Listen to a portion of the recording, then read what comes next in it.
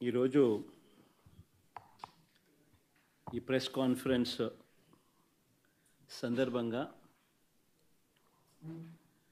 రాష్ట్రంలో ఎలాంటి విప్లవాత్మక అడుగులు పడ్డాయి,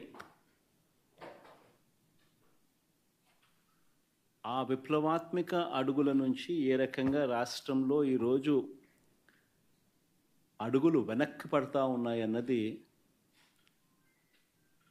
ఈరోజు కొన్ని ఉదాహరణలతో అందరికీ కూడా అర్థమయ్యేట్టుగా కూడా చెప్పడానికి ప్రయత్నం చేస్తా. రాష్ట్రంలో ఈరోజు నిజంగా ఎలాంటి బాధాకరమైన పరిస్థితులు ఉన్నాయి అనేది గమనిస్తే రాష్ట్రంలో ఎక్కడా కూడా ఒక బడ్జెట్ అనేది ప్రవేశపెట్టడం, ఆ బడ్జెట్ ద్వారా ప్రజలకు కాన్ఫిడెన్స్ ఇవ్వడం, ఎన్నికలప్పుడు ఒక మేనిఫెస్టో చెప్పాము, ఆ మేనిఫెస్టోలో చెప్పినటివన్నీ కూడా అమలు చేయాలి అని ఆరాటపడడం, ఇవన్నీ ఎక్కడా కనిపించవు. ఇవన్నీ ఎక్కడా కూడా వెతికినా కూడా కనిపించవు. ఒకవైపున సూపర్ 6లు కనిపించవు, సూపర్ 7లు కనిపించవు, ఆయన ఎన్నికలప్పుడు చెప్పిన మాటలు ఏవి కూడా కనిపించవు. ఉన్నదల్లా ఏం కనిపిస్తుంది అని అంటే రెడ్ బుక్ పరిపాలనతో రాజ్యాంగాన్ని తూట్లు పొడచడం కనిపిస్తుంది. రాష్ట్రంలో ఈరోజు ఏం కనిపిస్తూ ఉంటాయి అని అంటే లిక్కర్ స్కాము, శాండ్ స్కాము దగ్గర నుంచి మొదలు పెడితే ప్రతి నియోజకవర్గంలో ప్యాకెట్ క్లబ్బులు,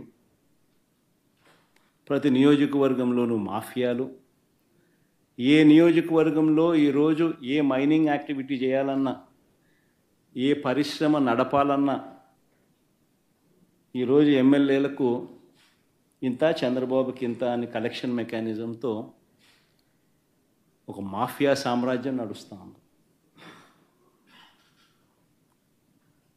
ఈరోజు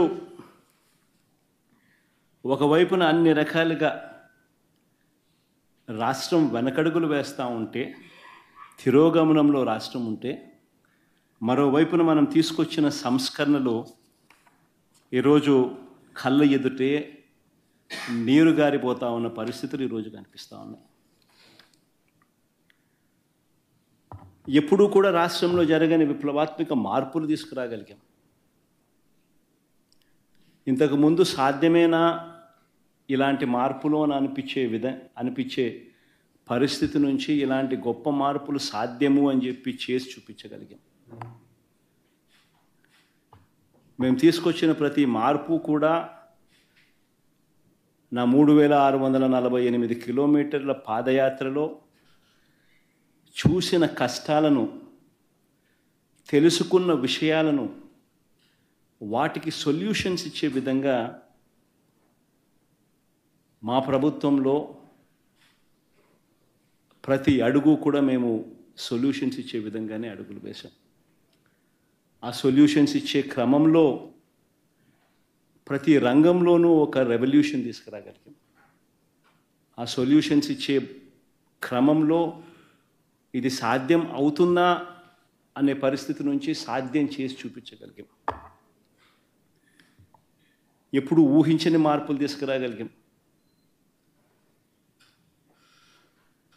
డెలివరీ మెకానిజంలో లంచాలు లేకుండా, వివక్ష లేకుండా అసలు గ్రామాలలో ఏదైనా ప్రభుత్వ పథకాలు ఇవ్వగలుగుతామా, ఇవ్వడం సాధ్యమేనా అని అనిపించే పరిస్థితి నుంచి లేదు, ఇది సాధ్యమే అని చెప్పి గ్రామ స్వరాజ్యాన్ని తీసుకొచ్చాం. ప్రతి గ్రామంలోనూ సచివాలయ వ్యవస్థ, ప్రతి 50-60 ఇళ్లకు వాలంటీర్ వ్యవస్థ,